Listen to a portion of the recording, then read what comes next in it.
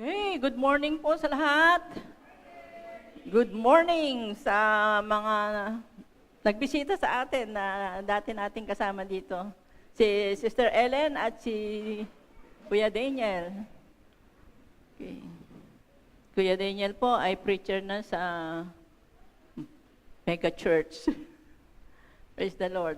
Sa ating po mga bisita, good morning po sa inyong lahat. Lahat po kayo ay welcome. Kasama natin sa online, good morning din po. And for your info, August na po.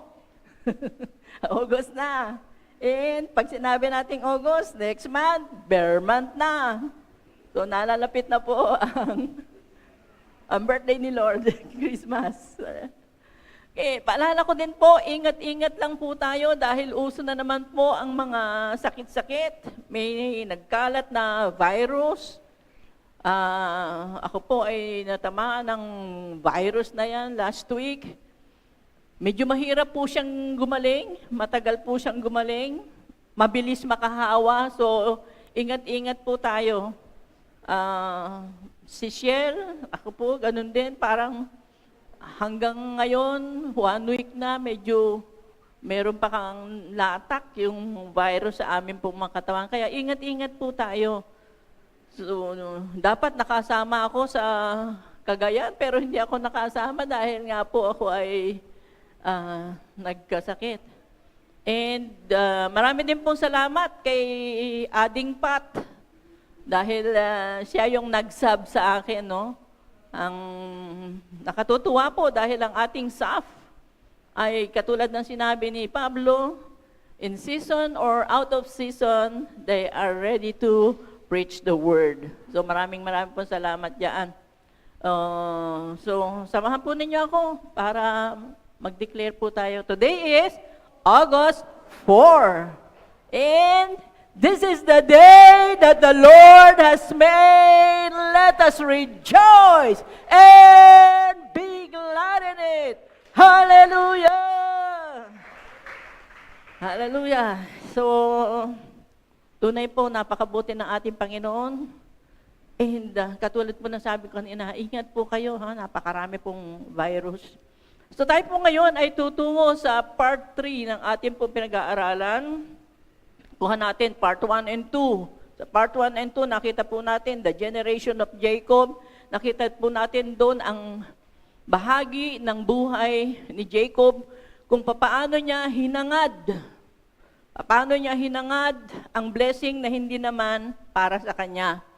Ganon din naman, nakita rin po natin doon yung kanyang kapatid, ang twin brother niya, si Esau, na may karapatan sa blessing, pero hindi naman niya pinahalagahan ang blessing.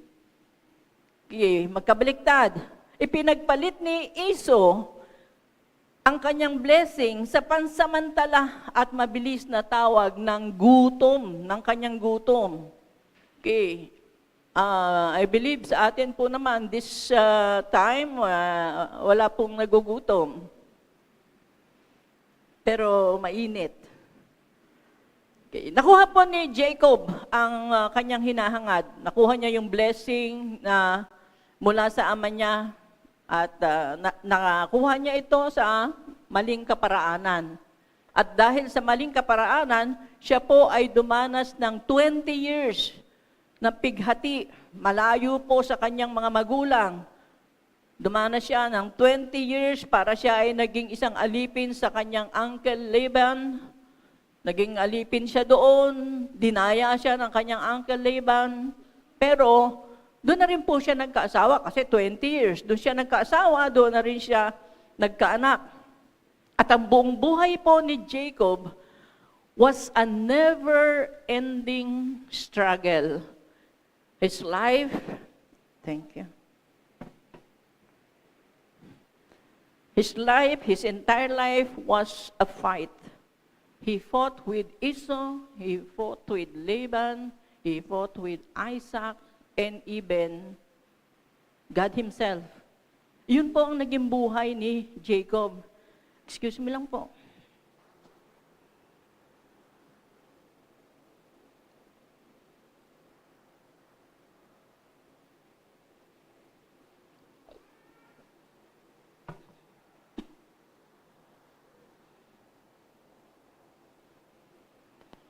Si Jacob po ay nagtago sa Haran, 20 years.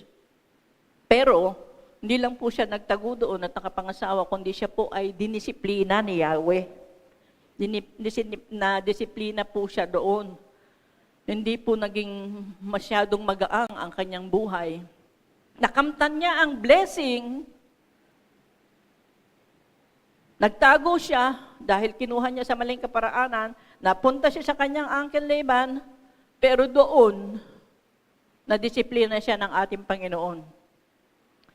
Bagamat siya ay dinidisiplina ng Panginoon for 20 years, hindi po nabaling ang tingin ng ating Panginoon kay Jacob. Ang kamay ng ating Panginoon ay na kay Jacob pa rin for 20 years. Hindi po isang itinapon siya doon, pero ang Diyos po ay patuloy na nangungusap at nagdidisiplina kay Jacob. And then, dumating po ang isang pagkakataon, nangusap po si Lord sa kanya at ang sabi ni Lord, iwanan mo na ang lugar na ito and go back to Beersheba. Bumalik ka na doon sa tahanan o sa lugar ninyo. Bumalik ka na doon sa bayan ninyo, doon sa iyong mga magulang. Bumalik ka na doon. Parang sa ating Panginoon, tapos na ang disciplinary period ni Jacob. Sino po dito ang dumanas na ng disciplinary action ng BCC? Opo. Mahalaga po yung disiplina. Kasi pag hindi po tayo na-discipline sa ating mali, hindi po tayo makokorek. Pag hindi tayo nakorek, magiging mahirap ang magiging buhay natin. Mahalaga po yung disiplina. So, nung si Jacob ay pinalikas ng ating Panginoon, sabi niya, punta ka sa lugar na ito. At nadako siya sa lugar ng Jabok. Doon sa Jabok, yun po ang naging lugar kung saan siya po ay nakaranas ng pagbabago ng kanyang buhay.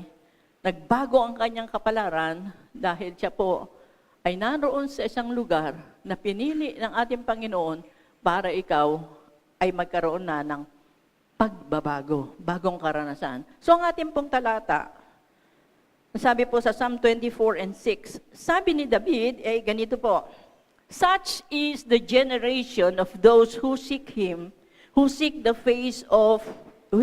face, God of. At ito po yung ating talata, for 4 weeks nang nakakaraan. Ito po yung serye natin. Such is the generation of those who seek Him, who seek your face, God of Jacob. Bakit po si Jacob? Bakit po si Jacob ang napili ni David? Bakit po si Jacob ang napili ng Diyos para sabihin, such is the generation who seek Him? Hinanap ba ni Jacob ang mukha ng Panginoon? Sa unang bahagi po ng ating pag-aaral, nakita po natin doon si Jacob bilang isang cheater, bilang isang deceiver. Nakita po natin si Jacob mapagsamantala.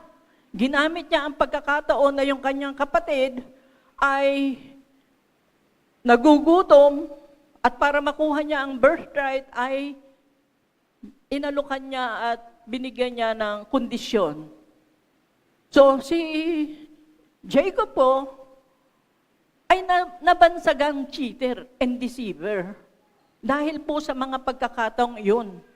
And si Jacob din po ay naging con artist. Kailangan niyang magpanggap. Sabihin niyang siya si Iso para lang po madaya niya ang kanyang tatay. So, ang tanong, bakit si Jacob ang sinasabing, such is the generation of those who seek Him, who seek your face, God of Jacob? Bakit po si Jacob? Siya ba ang modelo ng Jacob generation? Siya ba ang magiging modelo para sa Jacob, sa henerasyon po natin ngayon? Cheater, supplanter, deceiver, mapagsamantala? Yun po ba? Yun po yung sasagutin natin. Okay po, sa 1 Samuel 16, 7 and C, alam po natin lahat yan, memory verse po natin yan. 1 Samuel 16 and C, ang sabi po doon, people look at the outward appearance, but the Lord looks at the heart. Pakitignan po yung kapitbahay ninyo. Ano po ang tingin nyo sa kanila? Deceiver? Cheater? Yan po ba tingin nyo sa kanila? Sabi, people look at the outward appearance. Ganda, kinis ng balat. But the Lord looks at the heart. Can you look at the heart of your neighbor? Kita ba? Kita ba? Hindi po natin makita yan. Si Yahweh po, hindi po niya nakita si Jacob bilang isang bait-baitan lang na anak. Hindi po nakita ni Yahweh si Jacob bilang isang cheater, supplanter, mapagsamantala. Hindi po yun ang nakita ni Yahweh kay Jacob. Because the Lord looks at the heart. Hindi po nakita ni Yahweh si Esau bilang isang brusko at isang pabaya. Hindi po ganun ang tinignan ni Yahweh. Tinignan po ni Yahweh ang puso ni Jacob. Tinignan ni Yahweh ang puso ni Esau. So hindi po nakita ni Yahweh yung sinasabing madaya, mapagsamantala. Hindi po yun ang nakita ni Yahweh. Dahil ang sinasabi nga po ay because the Lord looks at the heart. And in Proverbs 16:2, sabi po niyan, all the person's ways seem pure to them, but motives are weighed by the Lord. Sa Tagalog, sabi niya, ang akala ng tao ay tama ang kanyang kilos, ngunit sa tunay niyang layon, si Yahweh ang nakakatalos, nakatatalos. Si Yahweh lang po. Yung pong pagkakaupo ninyo dyan, ay hindi ko masasabing you are all 100% focused in the Word. Hindi ko po masasabing lahat po kayo dyan ay okay ang kondisyon. Baka yung iba, masama ang pakiramdam. Hindi po natin pwedeng tignan sa outward appearance. In Proverbs 21:2, ang sabi po, ang akala ng tao, lahat ng kilos niya ay wasto, ngunit si Yahweh lang ang nakakasalaksik ng puso. Si Yahweh lang. A person may think their own ways are right, but the Lord weighs the heart. Tungo po dun sa heart. Bagamat ang ating paksa is not about the heart, but pinupunto natin dito, the Lord looks at the heart. Kaya hindi po pwede tayong magsang-ayon kaagad, si Jacob is deceiver, si Jacob ay cheater, ang kapatid kong ito mandaraya, ito ang kapatid kong ito lagi akong... Hindi po tayo pwedeng magpasya o maghusga sa tao ng ganon. Pinapaalala po sa atin yan this morning. Pinapaalala po sa atin na yung taong ito, kung nagkamali man siya, wag mo siyang husgahan because the Lord looks at the hearts. So sa Proverbs na dalawang binasa nating Proverbs na yan, pinakikita sa atin that it is God who evaluates motives. Ang Diyos po, and He alone can determine if the person's heart ay pure, if his ways are innocent. Ang Diyos lang po. Kaya ang sinasabi, si Jacob is cheater. Si Jacob ay supplanter. Inakusahan po nila si Jacob. Pero si Jacob po, in the eyes of God, sa paningin ng ating Diyos, is innocent. Pastoro, di ba nakipagkuntsaba pa siya sa nanay niya? Nakipagkuntsaba siya sa nanay niya eh. Bakit po nakipagkuntsaba? Sabi po nung nanay niya, anak, halika na, kailangan tayong maggawa ng dahil ibibigay na sa kapatid mo ang mana. Sino po ang mahilig sa mana dito? Marami po. Marami pong angkan, nagkakagalit-galit dahil sa mana. Panahon pa lang po nila Jacob, yan, nag-aagawa na sila sa mana. So sabi po, nagkuntsaba silang mag-ina. Kaya ang impression sa kanya, madaya. Sumang-ayon naman sa kanya sa nanay niya, nakipagkuntsaba siya sa nanay. Iutos ni nanay eh. Si nanay ang may paborito sa kanya. Sunod-sunod niya kay nanay. Pero ang sabi po ng Genesis 25 and verse 27 sa English Standard Version, ang sabi niya po dyan, when the boys grew up, Esau was a skillful hunter, a man of the field, while Jacob was a quiet man, dwelling in tents. So nasaan dyan ang puso ni Jacob? Sabi, Jacob is a quiet man. Ano naman yung quiet man? Tahimik? Ang quiet po in Hebrew is the word tam. In the Strong's Concordance, 85 and 35, makikita po dyan, yung word na tam, ang ibig sabihin po ay complete, blameless, blameless man, guiltless, integrity, peaceful, perfect one. That is why in the eyes of God, si Jacob is tam. He is perfect. He is blameless. He is guiltless. He has integrity. He's peaceful. He's perfect. Sa mata po ng Diyos, hindi po natin alam yan. Pero ang gamit po dyan sa pinangin ng ating Panginoon, si Jacob ay tam. Para kay Lord.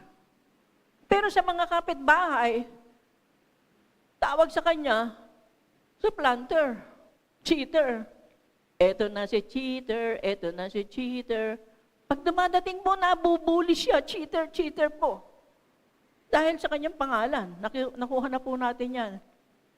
Pero, ang sinasabi po ng description sa kanya, he is a quiet man, he is calm, he is blameless. Hindi natin kita yun.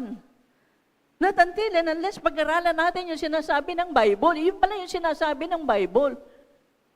Sa verse 34, Genesis 25 and 34, then Jacob gave Esau some bread and some lentils too.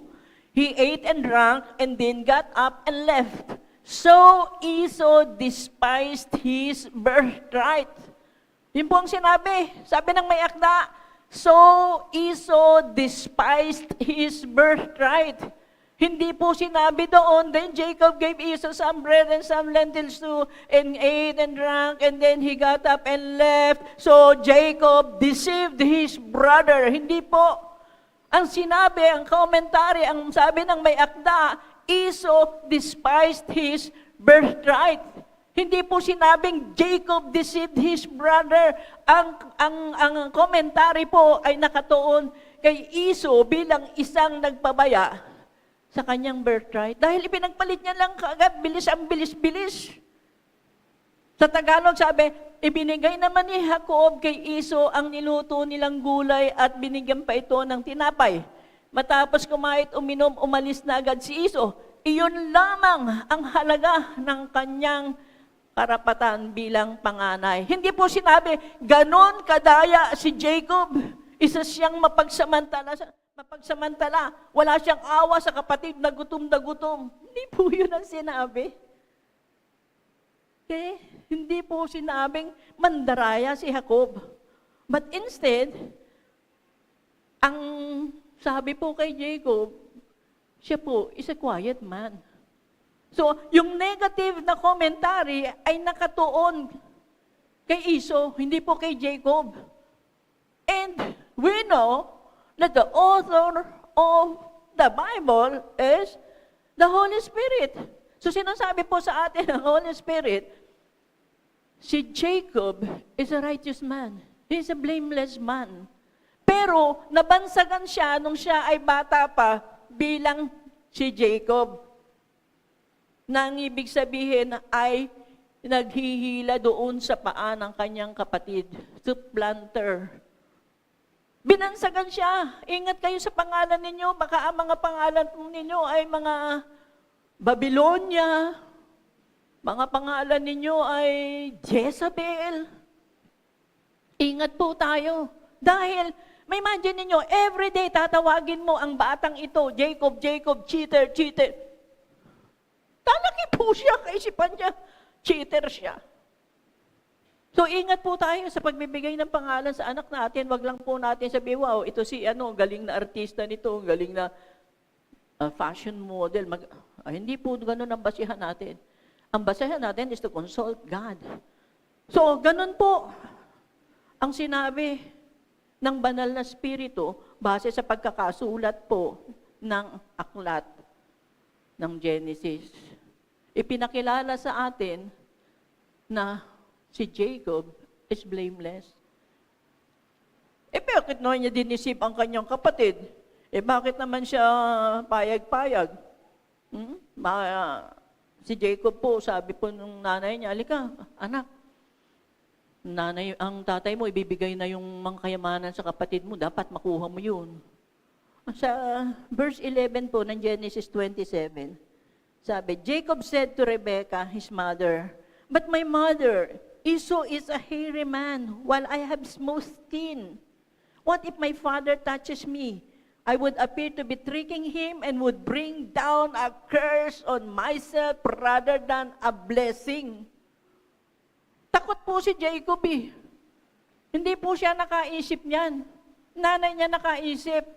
Takot si Jacob, paano pagka siyempre hinawakan niya ako, makikita hindi ako balbon. Pag naamoy niya ako, ako'y amoy pabango. Ito namang si Esau ay amoy amoy gubat. Hindi naman po gusto ni Jacob yung mandaya. Ang pandaraya, nanggaling sa nanay. Takot nga siya eh. Baka pusong pa ang bumating sa akin. Kung pwede lang siguro siyang tumanggi. In verse 13, ang sabi, his mother said to him, "My son, let the curse fall on me. Just do what I say. Go and get them for me." Sumunod po si Jacob. Kasi nga si Jacob ay mama's boy. Sumunod po siya. Maaring sa una pong impression natin kay Jacob ay masama. Pero, sinasabi po sa atin that Jacob is tamam. Tamam is the root word of tam. Nanggaling po doon yung tam. Blameless, a quiet man. Jacob is innocent. Yun po sinasabi sa atin. So, nabaliktad na po. Last two preachings, nakita natin si Jacob bilang cheater, deceiver, supplanter, mapagsamantala. Now, ni-introduce sa atin, this is Jacob. Hindi siya mapagsamantala. Isa siyang blameless. Isa siyang kapuri-puring tao. Isang mabait na anak. Ito yung nakita ni Yahweh. Hindi nakita ng kapitbahay, hindi nakita ng kapatid. Tanging ang Lord lang po ang makakakita niyan because the Lord looks at the heart. Hindi po sa outward appearance. Mukhang mabait itong batang ito. Hindi po dun sa mukhang mabait. Sa Psalm 139 and 13, ganito po ang sabi, "For you created my inmost being. You knit me together in my mother's womb." Yan po ang sabi ni Haring David. "You created me in my inmost being. You knit me together in my mother's womb." Sino po ito? Ang Diyos, our God. Siya po ang author ng ating buhay. And in 16, sabi niya, "Your eyes saw my unformed body. All the days ordained for me were written in your books before one of them came to be."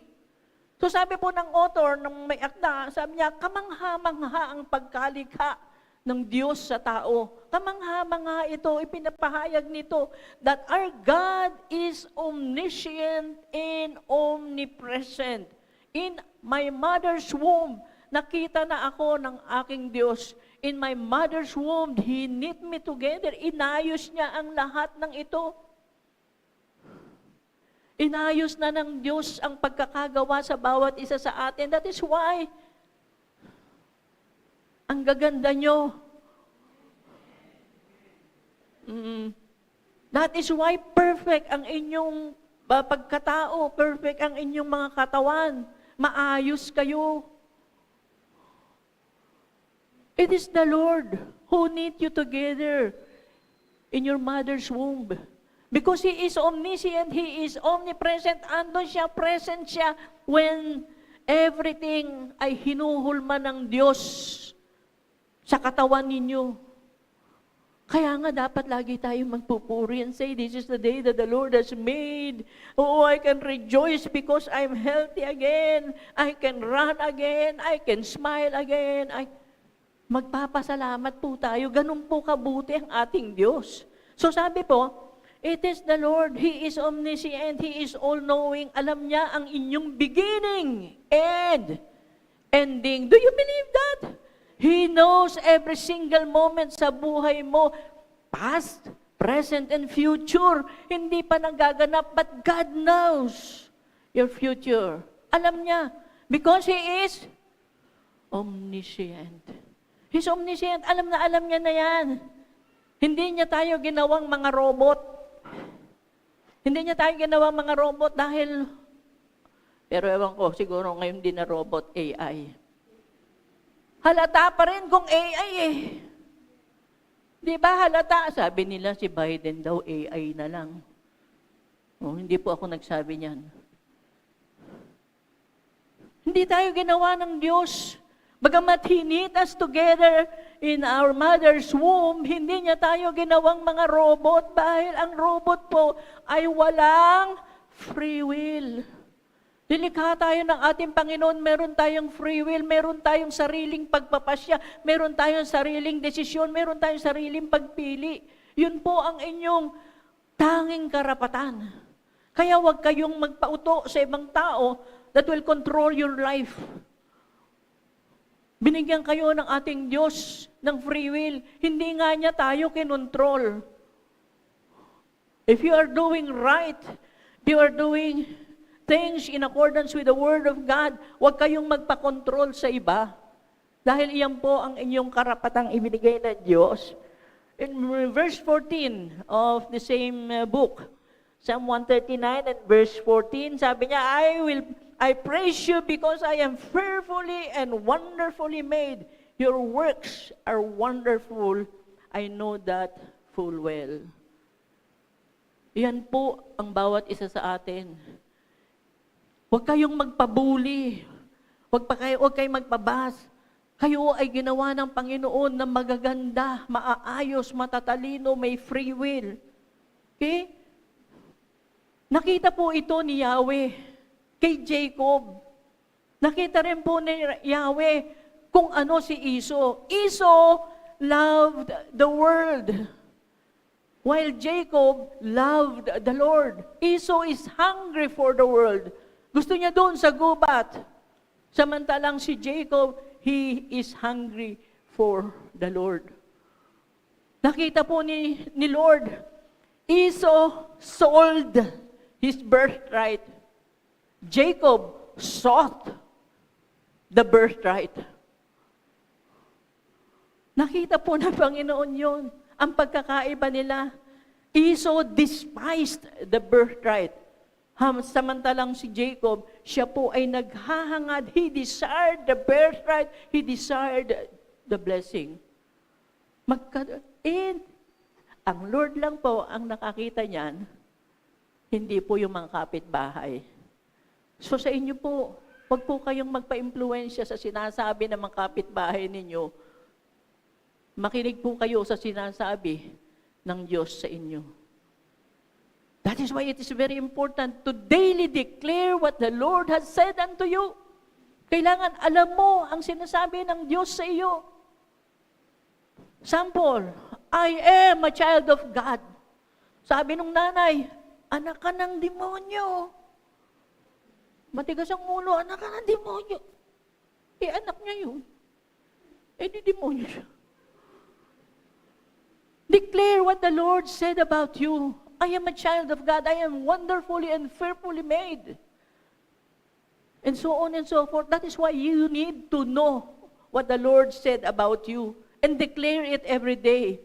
Declare it to yourself and declare it to others. Okay po? So, yun po si Jacob, nakita po siya ni Lord. Ginawa po siya ng Panginoon na napakabuti. Sa pag-aaral po natin sa Bible study every Tuesday, problema po na matagal nating diniscuss yung pagpili, no? Ang mga word ay predestination. Parang wala dito si Kuya, yung scholar, wala dito. Oh, sige, ito na lang ang scholar. Pero parang hinahanap kita kahapon. And kakausapin kita.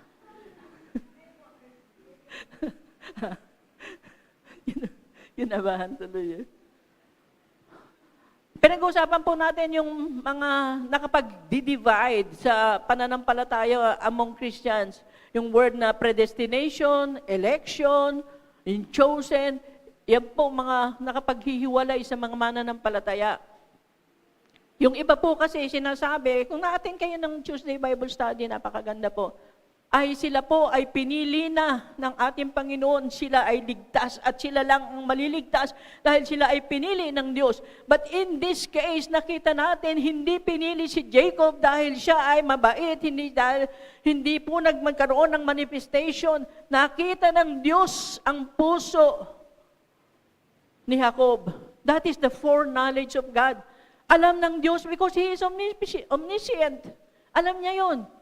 Kaya, sinasabing pinili ni Lord si Jacob over Esau because kita ng Diyos ang puso ni Jacob. Pero hindi siya pinili dahil gusto ko lang piliin ang mga ito, kaya sila ang maliligtas. Hindi po ganun.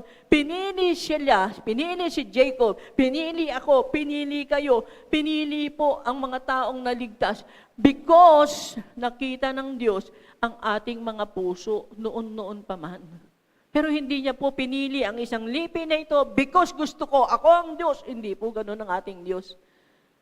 Ang ating pong Diyos ay kumikilos base sa kung sino siya, and He is love. Okay po? So, pinili po ng Diyos si Jacob, pinili siya base sa pagkakaalam ng ating Diyos sa kanya, siya po ay mayroong pusong sumasaliksik sa Diyos. The foreknowledge of God. Sa number 6, verses 22 to 27, ganito po ang sabi. The Lord said to Moses, tell Aaron and his sons, this is how you are to bless the Israelites. Say to them, the Lord bless you and keep you. The Lord make His face shine on you and be gracious to you. The Lord turn His face toward you and give you peace. So they will put my name on the Israelites and I will bless them. Ang tawag po dito ay priestly blessing. Ito po ang portion po na ito, ang mga talata pong ito ay preach na ni Pastor Rochelle, pagkaganda-ganda. Balikan po ninyo sa FB or sa YouTube at pakinggan niyo pong muli dahil napakaganda po ng pagkakatalakay diyan. So, yung priestly blessing. Ito po yung priestly blessing. Sabi po ni Yahweh kay Moses, sasabihin mo sa kanila, ganito. Sabihin mo kay Aaron, ito, because Aaron is the high priest. Ito ang sasabihin mo sa kanya, the Lord bless you. Ang salita pong bless in Hebrew ay natatandaan? Hindi niyo, ayan po, oo, Paano kung magbibigay ng prize, lumabas na po dyan. So, bless in Hebrew is barak. Barak or bless specifically means God's special presence with His people. Yun po yung barak. Ang priestly blessing po, sinasabi ni Aaron to remind the people of Israel of God's presence and provision to them. Every time na sasabihin ni Aaron ang God bless you and keep you, make His face shine on you, sinasabi po doon ni Aaron, yung presensya ng Diyos ay sumasa inyo at ang kanyang pagpapala, His provision, ay nasa sa inyo. So the Lord bless you.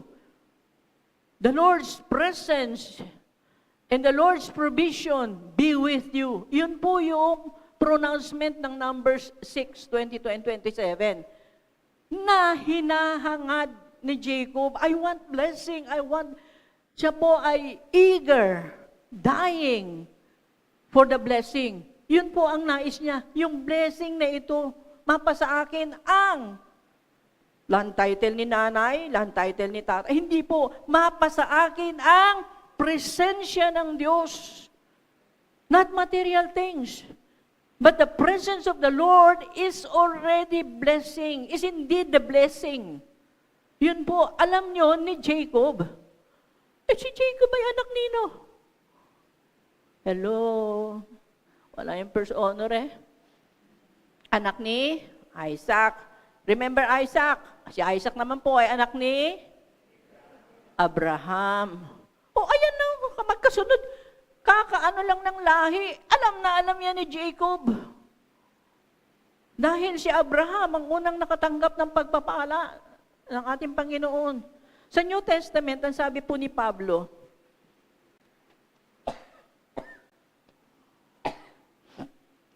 okay, 1 Corinthians 12 and 31, King James Version. Sabi po ni Pablo, but covet earnestly the best gifts, and yet shew I unto you a more excellent way.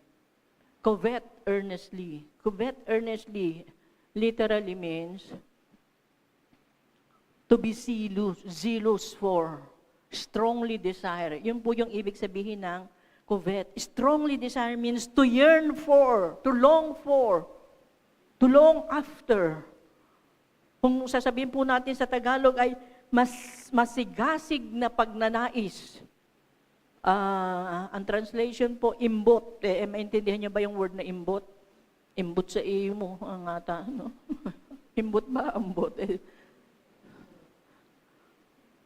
Yun po sinasabi sa covet.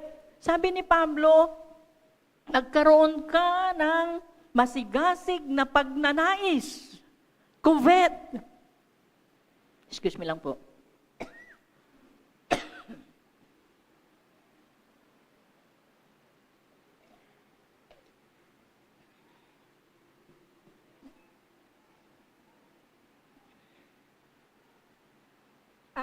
Ang ika-10th commandment po, sabi doon, thou shall not covet. Thou shall not covet. So, basahin po natin yung sinabi sa Deuteronomy 5 and 21. You shall not covet your neighbor's wife. You shall not desire your neighbor's house, his field, his male servant, his female servant, his ox, his donkey, and anything that is your neighbor's. Wag daw po. You shall not covet. Ngayon, sabi ni Pablo, covet earnestly. Yung pong word na covet can be negative or positive. Covet is to lust after or to long for with great desire. Sobrang pagnanasa, sobrang pagnanais. So sabi sa Old Testament, you are not to covet. Alin? Yung mga bagay na hindi sa'yo, your neighbor's wife, your neighbor's servants, yung mga pag-aari nila, hindi. Pero, sabi ni Pablo, covet earnestly. May earnestly pa po siyang sinabi. So, may bad desire and good desire. Ang bad desire po, malalaman natin kung ito ay good base sa object. Object or reason for the desire. Bakit mo pinagnanasahan? At saka, ano ba itong iyong pinagnanasahan? So dito, ang good desire is putting God's will first. Pag nilagay natin ang kalooban ng Diyos una sa lahat, then yung desire na ito ay tama. So, putting the desire of God's will para po sa iyong buhay is a good desire. And kung ang ating pong greatest desire ay si Lord, ang desire po natin is perfect. And you will not be disappointed. Because i-grant niya yan eh. Ang dami po nating awit na patungkol po sa desire. Joy of my desire, all-consuming fire, the joy of my desire. Si Lord, good desire. Covet earnestly. Yun ang pakamithiin ninyo, pakanasahin ninyo. Alin? The presence of God. Good desire po yan. So sabi po ni Yahweh, si Jacob, lust after or long with great desire. Alin po? The blessing. Jacob is coveting earnestly the barak, the blessing, the presence of God, the provision of God. Ito yung kanyang dinidesire. Hindi the blessing na galing sa kapitbahay ko, hindi the blessing na galing sa pagkapanalo sa loto, hindi blessing na galing sa pagkakapandaya ko. Aba, hindi po yun. So the greatest desire of Jacob is the desire, the barak, the blessings of the Lord. And that is a good desire. So si Jacob po ay nagkaroon po ng pagkakataon sa buhay niya, ipinanganak siya, naroon na ang desire, gusto niya po ang blessing from the Lord. Ito yung pinakamimithi niya, I want the Lord more than anything in this world. So, sa atin po, lagi po nating aalalahanin ng blessing na nanggaling sa maling kaparaanan will give us trouble. Bibigyan po tayo ng problema. Hindi man po kaagad-agad, pero bukas, sa susunod. So, ang blessing lang po na nanggagaling sa Lord, ang ating pakamithiin, pakanasain. At pag po natin gayahin, ang nakamtan na blessing ni Jacob sa pamamagitan po ng pandaraya ng nanay niya. Puntahan po natin si Jacob, balikan po natin si Jacob at makita po natin ang kanyang first encounter kay Yahweh. Genesis 28, verse 12 and following. Sabi po niya, nang gabing iyon, siya'y nanaginip. May nakita siyang hagdanan na abot sa langit at nagmamanik-manaog doon ang mga anghel ng Diyos. Walang ano-ano'y nakita niya si Yahweh sa tabi niya. Wika sa kanya, ako si Yahweh, ang Diyos ni Abraham at Diyos ni Isaac. Ang lupang ito na iyong hinihigan ay ibibigay ko sa iyo at sa iyong lahi. Darami sila na parang alikabok sa lupa at lalaganap sila sa apat na sulok ng daigdig. Sa pamamagitan mo at ng iyong lahi ay pagpapalain ang lahat ng bansa. Tandaan mo, susubaybayan kita at ipagtatanggol saan man magpunta at ibabalik kita sa lupaing ito. Hindi kita iiwan hanggang sa matupad ang lahat ng sinabi ko sa iyo. This is the first encounter of Jacob kay Yahweh. Okay, sabi po doon, nung gabing yun, nanaginip siya. At nung siya'y nanaginip, sa kanyang panaginip, ibinigay ni Yahweh ang lahat ng blessing na hinahangad niya. I-pronounce ni Yahweh ang lahat ng blessing na hinahangad niya. Sinabi ito, ano-ano ba yan? Una, sabi po ni Yahweh, nagpakilala si Yahweh. Blessing yun. Para magpakilala si Yahweh sa iyo, ito ay isang blessing. Hindi po matutumbasan niya ng $1 million kung si Yahweh po ay makilala mo sa iyong buhay, makilala mo po siya. So yun po yung first blessing. Sabi ni Yahweh, ako si Yahweh, ang Diyos ni Abraham at ni Isaac, pinaalala na siya. Ito yung lolo mo, yung tatay mo, ako ang Diyos nila. Pangalawa, ipinangako ni Yahweh ang lahat ng pagpapala sa lupa. Sinabi niya po yan. Ang pagdami ng lahi, pinangako po yan ng Diyos. At pangatlo, ipinangako ni Yahweh na ipagtatanggol siya at susubaybayan kahit saan man po siya magpunta. So, nung magising si Jacob, pinangako lahat ito, nagising si Jacob, ano po ang sinabi niya? 16, hindi ko alam narito pala si Yahweh. Nakakapangilabot ang lugar na to. Tiyak na ito ang tahanan ng Diyos at ang pintuan ng kalangitan. Nananaginip siya, kinausap siya ni Yahweh, nagising siya, ito ang nabanggit niya. Hindi ko alam, nandito pala si Yahweh. So nung magising siya, sabi niya, naku, tiyak na ito ang tahanan ng Diyos. Kaya tinawag niya itong Bethel, ang sabi po nung talata, tinawag niya itong Bethel. And we know that Bethel means the house of God. Sabi ni Jacob, hindi ko alam, narito pala si Yahweh. Siyempre, narito si Yahweh, house of God nga yan eh. Yan ang tahanan ng Diyos eh. Kaya huwag kang masurprise kung nandiyan ang Diyos. At huwag kayong masurprise, nandito po ang ating Diyos. Andito po ang ating Diyos. Sabi po natin kanina, number 1 na pagpapala po is magpahayag ang Diyos sa iyo. And in this place, if you are only expecting God, you will hear from Him and you will see Him. His presence will manifest in your life. So yun po yung unang-unang pagpapala. And don't be surprised because this is the house of God. Si Yahweh po ay dito nakatira. Nandito po siya. Kahit matatagpuan po siya, dito. Okay po?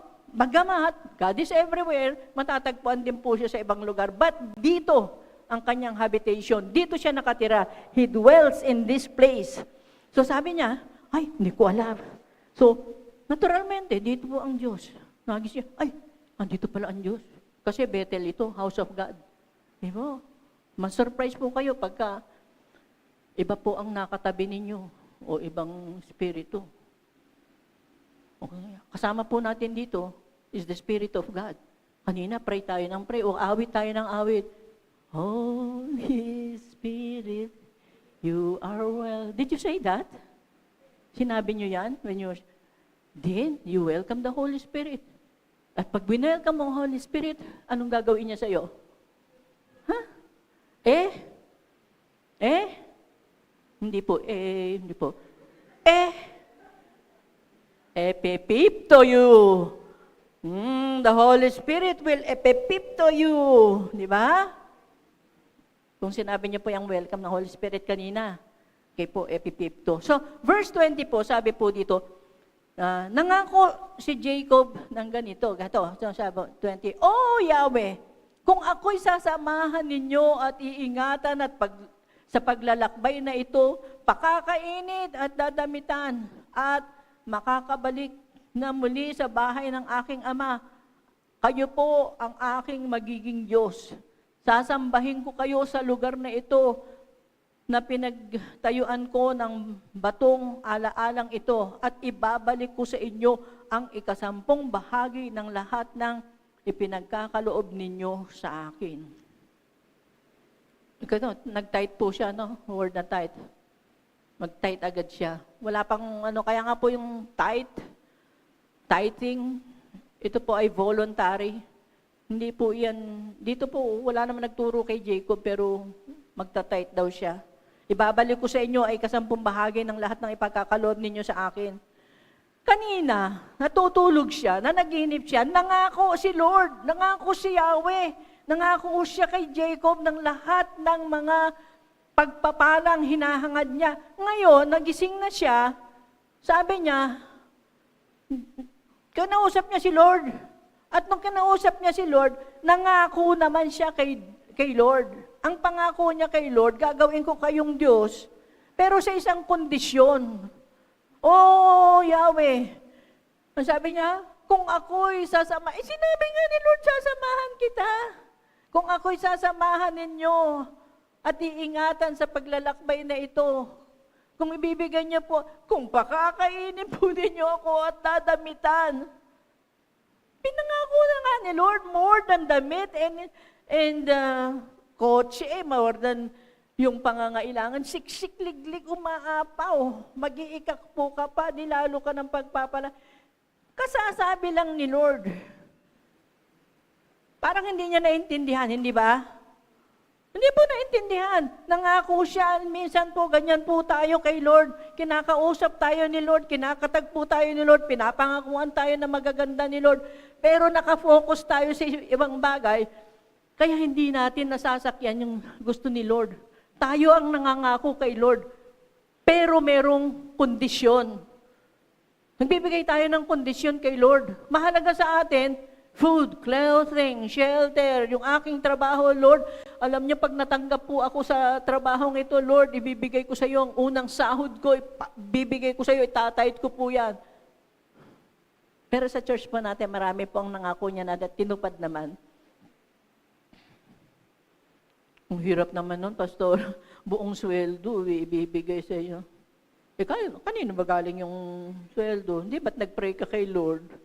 O, ngayon, binigyan ka ni Lord. Hindi ka magtatahit na ako kapag tatahit ko, Lord. Nung nasa iyo na, ayaw mo na. Marami pong bagay, ganyan po ang mga tao. Lord, pag pinagaling mo ko, maglilingkod ako sa iyo, Lord. Lord, pag niligtas mo tong aking buong pamilya sa kapahamakan, sa bagyo na nagdaan, sa bahaya, Lord, maglilingkod kami sa iyo. Pero nung natapos na, nakalimutan na.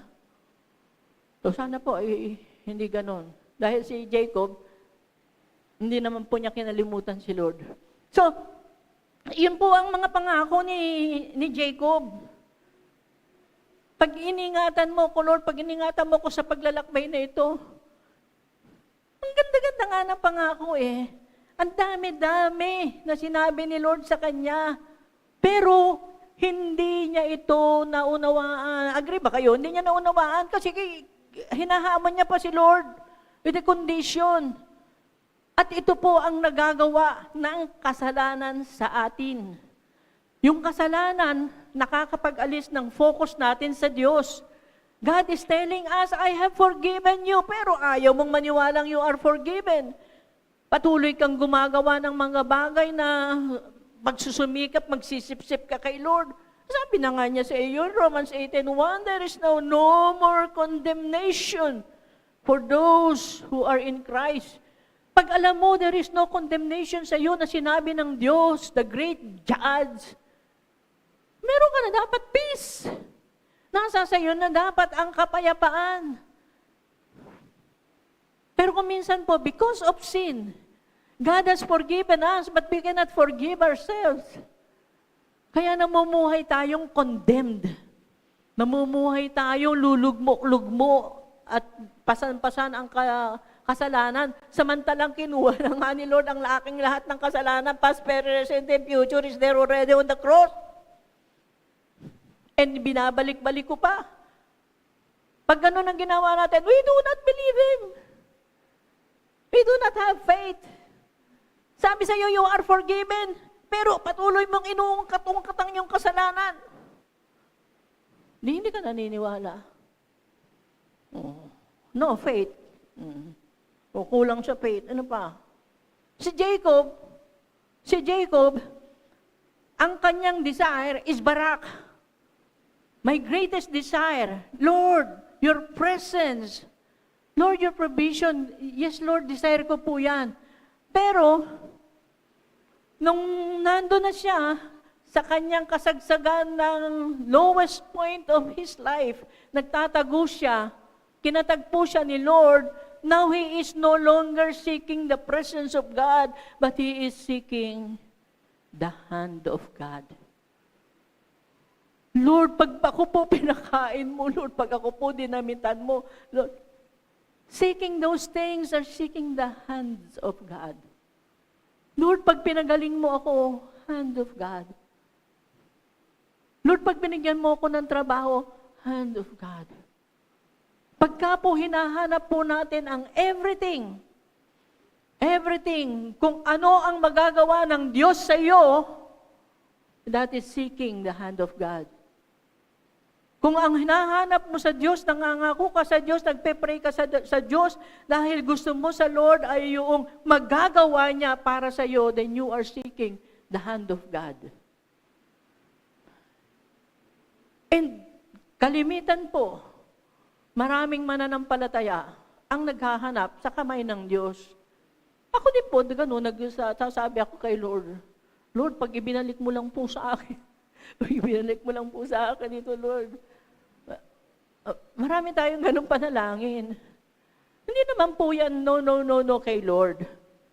The Lord understands. Pero, sa entire life mo, do not seek the hand of God because the hand of God is in you already. Diba? You are in the palm of the Lord.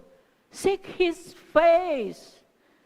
Seeking His face means seeking His presence in your life. At yun po yung unang nais ni Jacob. Nais niya ay ang presensya ng Diyos. Pero ngayon, naiiba. Ang nais niya ay ang kamay ng Diyos. At pag hindi po ibinigay sa atin, sometimes, ang mga hinihiling natin sa Diyos, hiling ka ng hiling na pagalingin ka, hindi ka gumagaling. Nagtatampo tayo kay Lord. Nababawasan ang Bible reading natin hanggang sa puntong ayaw na natin magbasa. Pag hindi mo nakamta ng hinihingi mo sa kamay ng Diyos, nagtatampo tayo, ayaw na natin umattend ng service. Lord, bakit naman po wala nang patid ang struggle na ito? Lord, ba't wala na pong patid ang trials na ito? We question God. Walang problema, i-question mo si Lord. Because He will answer you if you will listen. But sometimes, sinasabi natin yan kay Lord, tapos iwanan natin siya. Hindi natin nadinig. ang kanyang sagot. Bakit? It's very important tanungin natin, Lord, bakit po? Importante po yun. Malaman mo. Meron ba po akong pagkukulang? Sasabihin ni Lord, kulang na kulang ka talaga, anak. Because I am your A-L-L. I am your all and all. Ako lang yun. Kulang kapos ang lahat ng gagawin natin sa Panginoon. That is why we have to go to the cross and thank you, Jesus. Thank you, Jesus. Yun po yung kulang. So, si Jacob is no longer seeking the presence of God, he is now seeking the hand of God. Okay po, sometimes po dumadating po tayo sa puntong ganyan. Again, ito po yung nagagawaan ng sin sa atin. But, we are commanded, seek the face of God. Hanapin natin ang mukha ng Diyos. Paano ba naman makahanap ang mukha ng Diyos? Pastora, paano yung mukha ng Diyos? Wala namang makakakita ng mukha niya at siya ay mabubuhay pa. Sabi nga ni Jacob, ganun eh. Ano ba yung seeking the face of God? His presence. Yung presensya ng Panginoon sa iyo, yung karakter niya, pag nakita mo yung karakter niya, mamamangha ka because ito pala yung Diyos. That's why Bible study is very important. Wala pong tungkol sa material. Wala po tungkol dun sa ano yung makakabig ko. Hindi po yun. That is not seeking the face of God. Seeking the face of God is all about God. It's all about Him. Meron po tayong awit. Ang sabi po ng awit, because of who you are, I give you glory. Because of who you are, I give you praise. Because of who you are, and say what? Because, Lord, I worship you because of what you have done. Lord, pinagaling mo ko. I worship you because pinagaling mo ko.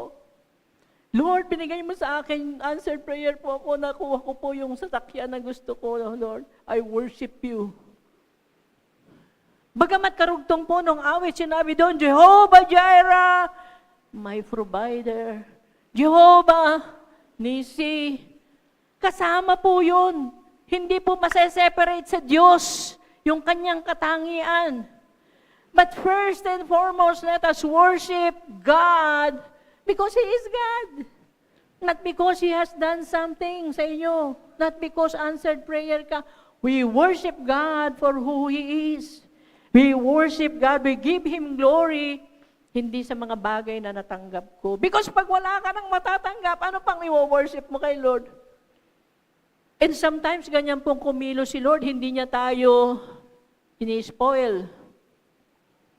Hindi lahat ng ating hinihiling sa Diyos ay ibinibigay. Lalo na kung malaki ka na. 5 years ka na in the Lord, 10 years ka na in the Lord, dekada ka na in the Lord. Abay, hindi po katulad nung baby,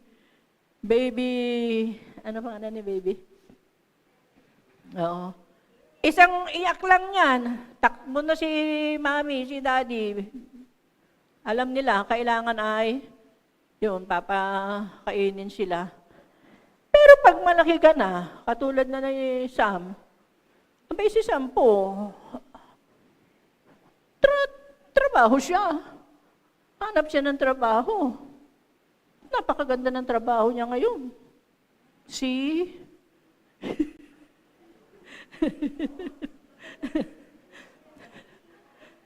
Malaki na siya eh. Hindi na siya pwedeng i-baby ng daddy niya. Hindi na siya pwedeng i-baby. Malaki na. Aba, pag hindi ka naligo, eh, wag mong intayin ng tangtay mo at papaliguan ka, ba?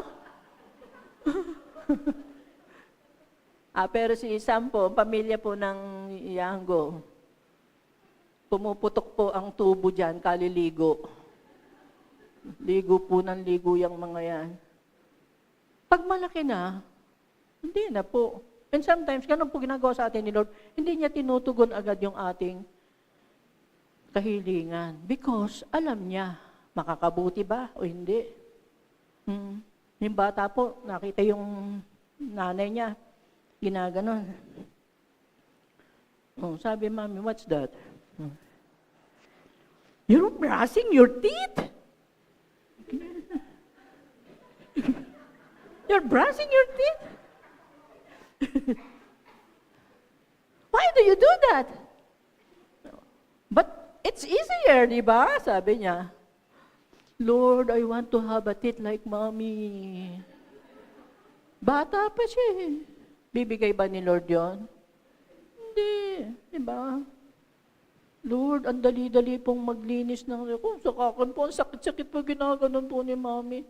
Lord, bigyan mo na lang ako ng katulad nung kay Mommy, nahahawakan pa. Tapos pinanggugulat pa niya sa akin minsan. Hindi sasagutin ni Lord. Marami po tayong request na ngayong malalaki na tayo, hindi sinasagot ni Lord. Pero hindi po ibig sabihin na bawasan ang pag-ibig niya sa iyo. Okay po? So we worship God for who He is. Miski hindi kanya pagalingin kaagad. Napakahirap po ng may sakit. Napakahirap ng may sakit. Pero ang maganda pa, pag may sakit ka, pray ka ng pray. Pray ka ng pray kay Lord. No? Lord naman, pray ka ng pray. So hindi po tayo lalapit kay Lord at magpapasalamat dahil pinagaling tayo. Papasalamat tayo sa Panginoon because of who He is. So balikan po natin si Jacob sa chapter 28 pa rin po. So doon po sa, nung gabi po na yon, na naginip po si Jacob, no? Na naginip si Jacob, chapter 28 po. Nung nanaginip po si Jacob, sabi po diyan, na naginip si Jacob, alam niyo po yung panaginip ni Jacob, talagang kinausap po siya ni Lord. Talaga pong nangusap si Lord sa kanya. Sa pag-aaral po namin sa SAF, pinag-aaralan namin ng dreams and visions. Si Lord po talagang nangungusap noon hanggang ngayon, nangungusap po si Lord in dreams and vision. Bakit ba naman, Pastora, kailangan pang sa dream mangusap si Lord? Kasi po katulad ni Jacob, dumating siya doon sa isang lugar. Nung nandun siya sa isang lugar, nakatulog siya, kanausap siya ni Lord. Kasi wala ka nang wala, nahuli ka na ni Lord. Hindi po tayo pwedeng kausapin ni Lord sa, bagamat pwede pa rin, pero hindi po ito yung usual way ng pagkausap ni Lord. Nandun ka sa mall, pag-gala ka doon, tapos kinakausap ka ni Lord. Meron pong pagkakataon, but again, in a special way. Dahil ikaw mismo, kung ano-anong nakikita mo doon, gusto ko to, gusto ko yan, ganda nun, ganda nito, subukan ko to, kainin ko to. Aba na po tayo, kaya hindi tayo kakatagpuin ni Lord doon. But again, may pagkakataon po, kakausapin pa rin tayo ni Lord. Kung hindi mo inaalis ang presensya mo kay Lord, miski saan kang lugar, pwede kong katagpuin ni Lord. Pero yung ating kaabalahan, abala ka sa pagkain, abala ka sa Netflix, abala ka sa ring ng phone, ang dami po natin kinakaabalahan. Kaya ang ginagawa po ni Lord, pag tulog na tayo, huli ka na niya. Wala kang magagawa. You have to listen, you have to see the vision because tulog ka. Okay? Sino po dito ang laging nananaginip? Okay. Tanungin ang mga staff sa interpretation of dreams. Pag wala na tayong kawala, ang daming revelation ng ating Panginoon. Hindi tayo makatagpo ng pangungusap ni Lord dahil abala tayo sa maraming bagay. At yung cellphone na yan, ayaw nating bitawan. Okay po. So si Jacob nandun, na naginip siya. Totoo siyang kinausap ni Lord. At totoo niyang nakita sa tabi niya si Lord. Notice, si Jacob nagpunta sa lugar na yon, nakatulog siya, kinatagpo siya ng Panginoon, pinuntahan siya, kinausap siya, pinangakuan siya ni Lord. Natutulog lang si Jacob. Hindi siya nag-pray, Lord, sana po dumating ka dito, sobrang laki po ng problema ko, pumunta ka po dito. Lord, sana po kahit paano katagpuin mo ako. Hindi po. Natutulog si Jacob, dumating si Yahweh sa tabi niya. Hindi pa po natin nakita si Jacob ni minsan nag-pray. Nung ipinanganak siya, tsaka si Esau, hindi pa natin siya nakitang nag-pray. Wala silang Bible story ni Isaac. Pero natutulog si Jacob, dumating si Lord sa tabi niya. Sa Luke 19:10, ito po ang sabi. For the Son of Man came to seek and save the lost. Si Lord Jesus po, sandali lang po.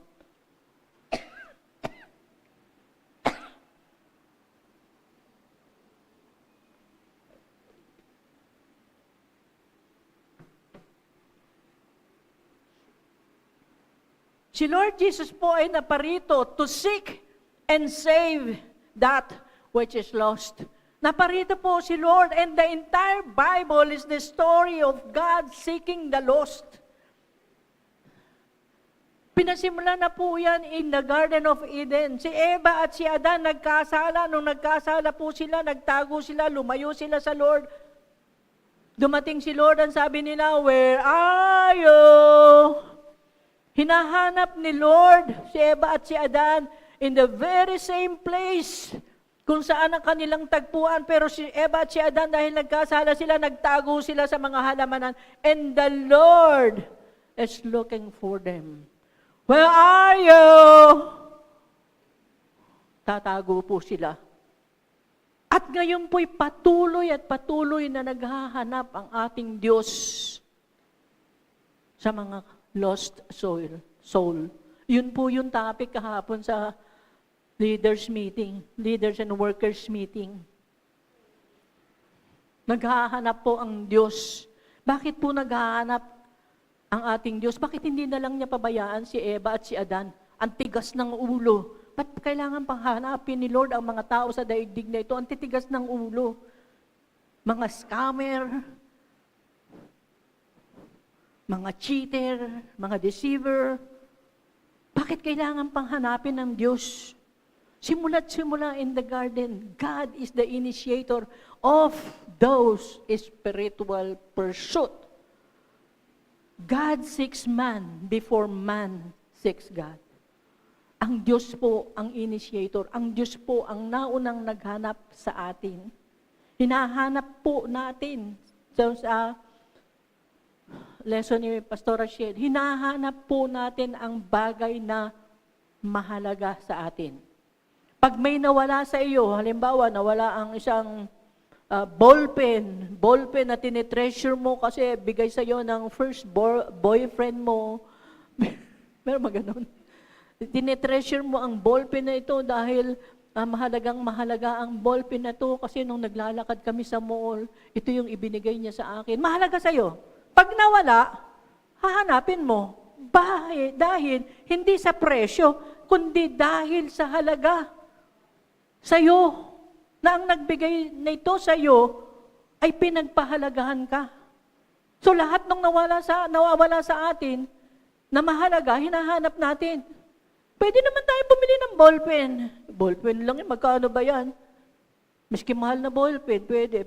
Pero, yung halaga ng ng ballpen is the boyfriend na nagbigay. Yung halaga ng boyfriend, 100 pesos lang yung mga boyfriend. Naging presyo na ng ballpen, ano? Kasi yung nagbigay sa iyo mahalaga. Kaya pinagpapahalagahan mo. Hindi ka bibili ng replacement, ganun lang. Kasi mahalaga sa iyo. Ito yung binigay sa iyo. Meron siyang alaala sa iyo. At higit pa po sa example na mahalaga ang ballpen na binigay ng boyfriend, mas higit pa po doon, napakahalaga ng bawat isa sa atin, sa ating Diyos. Bakit napakahalaga? Dahil ibinigay niya ang kanyang bugtong na anak in all His glory in heaven. Napakasaya nila doon. He is with the Father in the beginning. He is with the Father. Nag-i-enjoy sila ng heaven. Lahat ng karangyaan ng heaven kanila. Pero nagkasala ang tao. At pinili na lang ibigay ang kanyang buktong na anak. And from that time on, Jesus is seeking the lost. Napakahalaga. Wala siyang kasalanan. Wala siyang nagawang kasalanan. Wala siyang bahid ng kasalanan. Pero namatay siya on the cross para mabayaran ang kasalanan ng isang lost soul. Ganun po kahalaga. Ganun po yung sinasabi sa atin na God is seeking man bago pa natin hanapin ang Diyos. So, si Yahweh ay naroon sa tabi ni Jacob. Hindi naman siya hinahanap ni Jacob. Hindi naman nag-pray si Jacob. Hindi nagsabi na, Lord, dumating ka dito, tulungan mo ko kausapin. Wala siyang binabanggit na gano'n. Sa mind ni Jacob, may problema ako, tapos. But God is there. And God is also there. Sa tabi ninyo, God is there. And katulad ni Jacob, many times, and I am not aware. Hindi mo alam, nandyan pala si Lord. Kaya pag may problema ka, you go to your friends na hindi naman makapagbibigay ng solusyon. So nandun si Lord. He is there. Dahil nauna na siyang naghanap pa sa'yo bago ka pa magkaroon ng panaginip. God is guiding you. Protecting you. Naglalakad si Jacob sa ilang na lugar, nandun na ang Diyos. And so with us. At yun po yung istorya sa Bible, kaya po natin pinag-aaralan ng Bible, kaya po tayo nag-aaral ng ganito. To know na kung paano kumilos si Yahweh in the past, in the Old Testament, in the Garden of Eden, ganun din po siyang kumikilos sa atin. Bago ka pa tumawag sa Kanya, He is there. Diba? Memory verse sa aklat ng Jeremiah. Before you call, He will answer. Andun na siya. Kaagad-agad nandun na po. So, ang ating pong Diyos, because of His great love, came to seek and save that which is lost. Tayo po yun. Ako po natagpuan ng Diyos. And the reason you are here is because natagpuan kayo ng Diyos. So, sino pong nakatagpo? Hinanap din natin ang Diyos. At sa ating pagsasaliksik sa Diyos, yun po ang napakabuti po ng ating Panginoon. Hindi niya tayo bibiguin. Ilagay mo lang sa isip mo, who is God? Kling! Ando na po ang pagkilos ng Diyos sa iyo. So kung sino man po ang magsasaliksik sa Diyos, hindi po mabibigo. You will never be disappointed pag sinimulan mong hanapin si Lord. Imagine mo, this God of glory in heaven, iniwan niya yun to seek you. The God of glory in heaven, majesty, and I cannot say the words anymore because He is so precious. He is there. Bumaba dito para hanapin ka. Katulad po ni Jacob. So God is wonderful, di po ba? Sa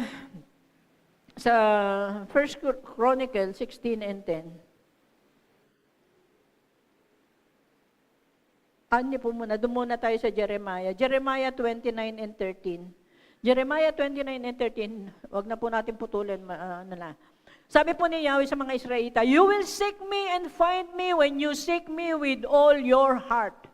Yun po yung sinasabi ko kanina, you will never be disappointed pagka hinanap mo si Lord because you will find Him. So, wholehearted seeking is required to find God. Wholehearted. Hindi po kasi pwedeng naghanap ka lang sa Diyos pagkatapos dahil gusto mo lang masagot, ano ba yung sinabi ni Ed Lapis, sinaliksik ko ang Lord dahil sinabi ni Ed Lapis. Hindi po ganun. Kailangan po ay wholehearted seeking is required to find God. Wholehearted po. Hindi po nagtatago ang Diyos, kaya't matatagpuan niyo po siya. Hindi po siya nagtatago para hahanapin pa natin siya. Nariyan siya sa tabi nyo, but you have to have a wholehearted seeking. Sa Proverbs 16:2, sabi nga po natin kanina, all a person's ways seem pure to them, but motives are weighed by the Lord. The Lord looks at the heart, and He evaluates our motives. Nakikita po yan ng ating Panginoon kung wholehearted seeking ang ating pong ibinibigay sa Kanya. So, sa atin po, si Jacob, in the beginning, was seeking earnestly sa presence of God. Because of sin, nagkaroon po ng distraction, nawala ang focus. Pero ibinalik po siyang muli ng ating Panginoon in the place called Peniel, the face of God. Andun po siya. Nagpatuloy po siya na hanapin ang Diyos. Dumating sa punto that si Jacob po ay nakipagbuno sa angel of the Lord. And many times, God is also asking us, makipagbuno ka. Makipagbuno ka, hindi sa Diyos, kundi makipagbuno ka sa mga trials, struggles, sa mga dumarating sa buhay mo na mahirap. Makipagbuno ka dito. Dahil hindi lang ikaw ang nakikipagbuno, but also God. Don't give up. Ang mga struggles po nito, trials sa ating buhay, ay kaparaanan so that we will be able to see the face of God. To see His face working in us, tinutulungan niya tayo. So, laban lang po tayo sa mga trials na yan. And ang promise naman po sa atin in the book of Romans, na pinag-aralan natin ng pagkatagal-tagal, andun po ang katumbas na glory sa atin. Now, the question is, are you the Jacob generation? The title of our lesson is, The Generation of Jacob. Are you the generation of Jacob? Or in short, are you seeking God earnestly? Are you long after the presence of God in your life? And if you do, then you belong to the Jacob generation. Don't be proud to be a Gen Z generation. Don't be proud to be ano ba yung bagong Big Brother? Be proud na kayo ay generation of Jacob, seeking earnestly God. Sabi sa First Chronicle, we have to seek God. Sabi niya sa First Chronicle, sabi niya, glory in His holy name, let the hearts of those who seek the Lord rejoice. There is a great rejoicing pagka po nagsaliksik ka kay Lord because He will be found. Matatagpuan po siya. Kaya sabi niya doon, those who seek the Lord rejoice. And 11, look to the Lord and His strength. Seek His face always. Hindi lamang po in times of need, hindi lamang po in times of distress, hindi lamang po in times na kayo ay dumaraan sa gabi ng inyong buhay, kundi seek Him always because He is there with you. Okay po? So, today, inaanyaya ako po kayo. Tumayo po tayo at damdamin po natin yung sinasabi ng awit. Yung bawat lyrics po na sinasabi ng awit, damdamin po natin. And asahan po ninyo yung promise ng Banal na Espiritu. Ang promise po ng Banal na Espiritu sa atin is that He will epipipto us. Epipipto po is a bear hug. Yayakapin po tayo ng ating Banal na Espiritu, yayakapin po tayo. At damahin po ninyo yung yakap na yan. This is a holy ground. This is Bethel. This is the house of God. Therefore, God is here and He wants to have an encounter with you. Awitin po natin.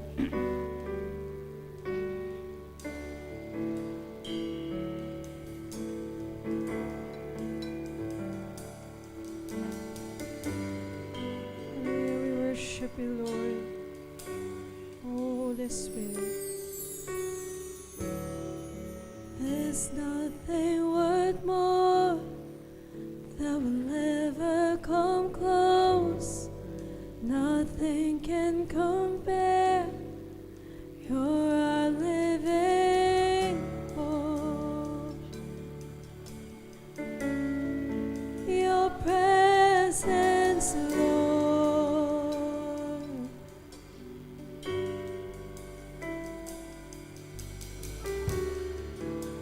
I've tasted and seen of the sweetest of love, when my heart becomes free and my sin is undone. Your presence, Lord, Holy Spirit, Holy Spirit, you are welcome. Come flood this place and fill the atmosphere. Your glory, God, is what our hearts long to be overcome by your presence, Lord.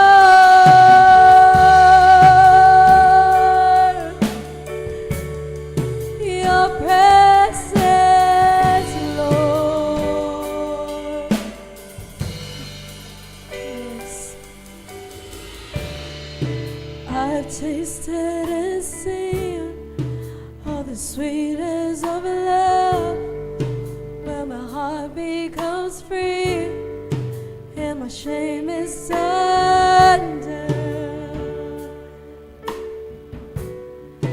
Your presence, Lord, I've tasted and seen. I've tasted and seen all the sweetest of love, when my heart becomes free and my shame is undone.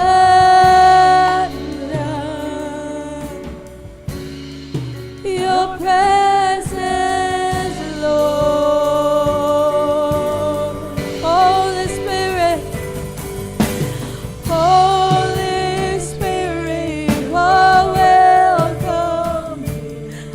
Come flood this place and fill the atmosphere. Your glory, God, is what our hearts long to be overcome by your presence, Lord. Holy Spirit, you are welcome. You are welcome here, Lord. You're the atmosphere. Yes, sir. Your glory, God, is what our hearts long to be overcome by your presence, Lord. Oh, we worship you, Lord. Your presence, Lord. Your presence,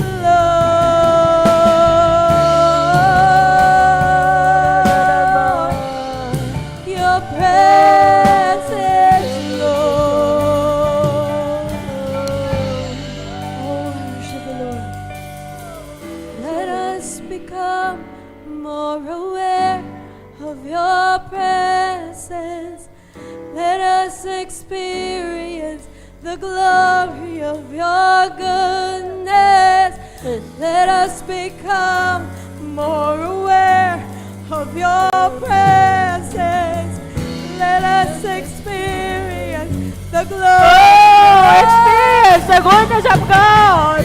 Let us Woo!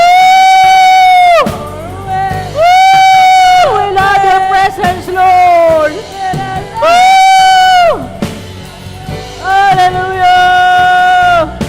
Oh, la la la la la, Messiah na ko. Oh, la ba ya la ba ya la ba ya la ba ya la ba ya la ba. Ya la la la la ba la ba la ba la ba la. Ya la ba la ba ya la ba. Ya ba la ba la ba la ba la yo. Ya la la la la la la la la la la la ba ya ya la.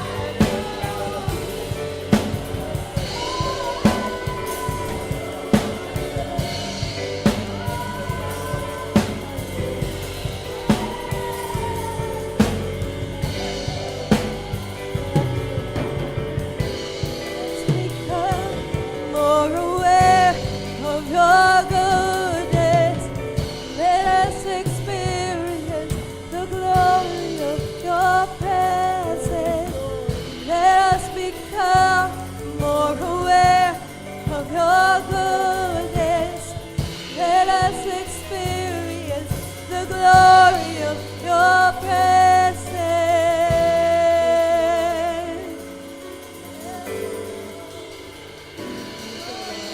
Holy Spirit, you are.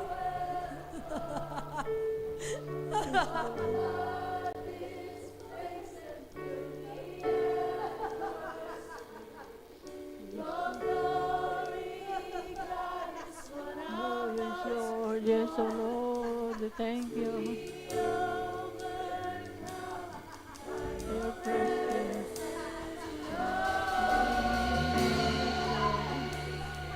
Yes, Lord. Yes, Lord. Just fill your people, oh Lord. Fill your people, oh God, with your presence. Fill your people with your presence, oh Lord. Yes. Yes, Lord. Fill your people with your Fill them, Lord, with your presence. Fill each one with your presence, Lord. Yes, oh Lord. Thank you, Lord. Thank you, Jesus. Thank you, Holy Spirit. Thank you, Lord. Thank you, Lord. Thank you, Lord. Ilagay lang po ninyo yung inyong kamay pa ganyan sa inyong kay. Thank you, Lord. Thank you, Lord. Thank you, Jesus. Thank you, Holy Spirit. Thank you for Epipipto. Thank you, Jesus.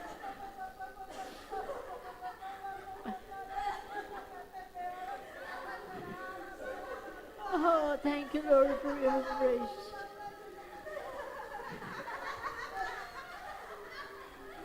Oh, thank you, Lord. Thank you, Jesus. Oh, thank you, Lord.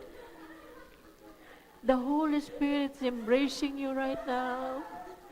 Feel His touch. Feel His touch. Oh, Holy Spirit, we thank you. We thank you. We thank you. We thank you for your love.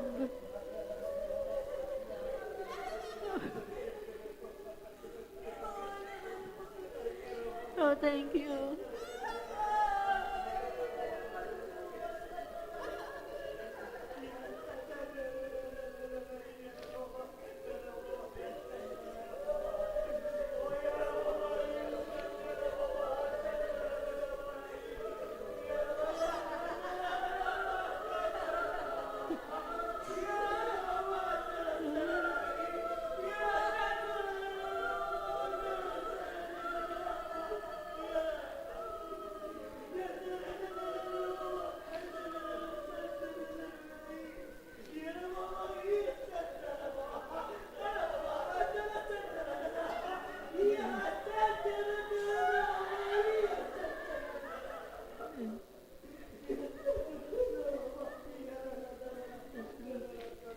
Thank you, Father.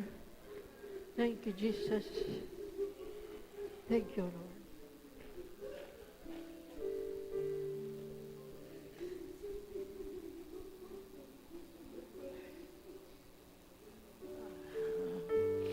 Thank you, Holy Spirit. We thank you for your love. We thank you for your touch. We thank you for your presence. We thank you for your goodness, Lord. Salamat po. Thank you, Lord. We bless you, O God.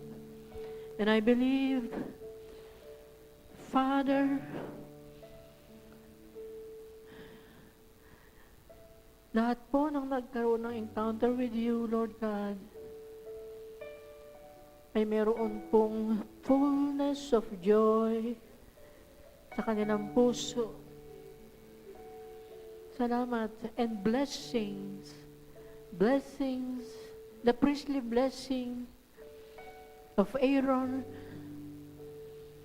is upon your people. Maraming salamat po. Your presence and your provision is upon us. Salamat po. Thank you, Lord. We bless you at ayaw po namin, Panginoon, na matapos ang maramdaman na kayo ay nasa aming presensya. Be with your people, Panginoon. Katulad po ng sabi ninyo, seek your face always. Matagpuan po namin, tuwi-tuwi na. Salamat po ang inyong presensya. We bless you, Lord. We are careful enough to bring back glory, honor, and praises unto your name, Lord Jesus. Amen and amen.